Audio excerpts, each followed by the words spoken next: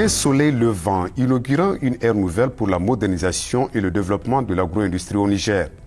Un secteur resté longtemps rudimentaire, sous-exploité et sous-financé à cause des aléas climatiques et considéré à tort ou à raison de non rentable. Almanzal, un village pastoral dans la commune rurale de Tintabaradin, région de Tawa.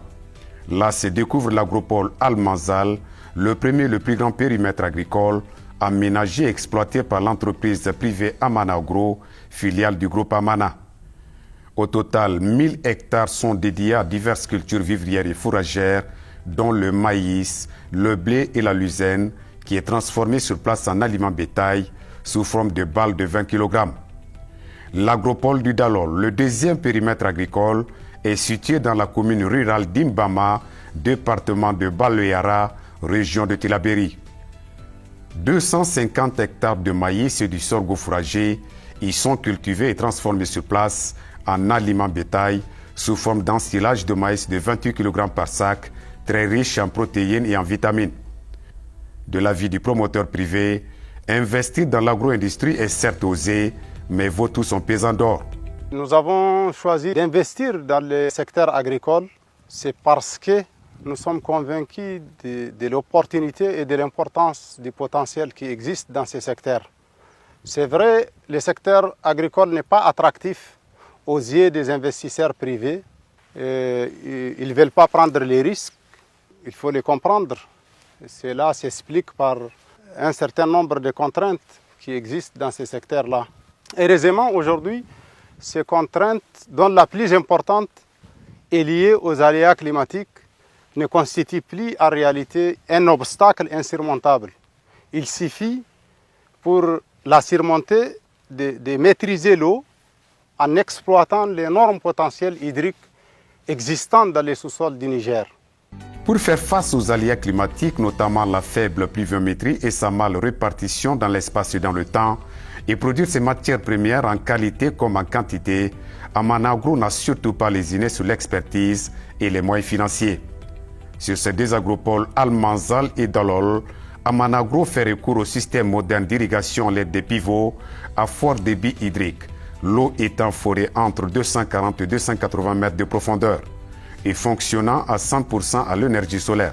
Nous sommes sur le site d'un forage à gros diamètre que nous sommes en train de réaliser avec une machine Wirt B4 dont la capacité est de 1200 mètres de profondeur.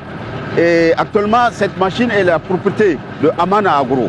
Et là, ça fait quelques années que nous sommes déjà sur le site de Almanzal pour la réalisation de certains nombres de forages. Et c'est des forages en gros diamètre, des diamètres de 400 à 500 et allant jusqu'à une profondeur de 250 mètres. Elle utilise du matériel de production et de transformation de la dernière technologie, le tout dans le respect des normes environnementales. Nous sommes impressionnés et émerveillés par le projet Amana Agro de production d'aliments bétail, qui est un projet qui cadre parfaitement avec les objectifs de développement nationaux.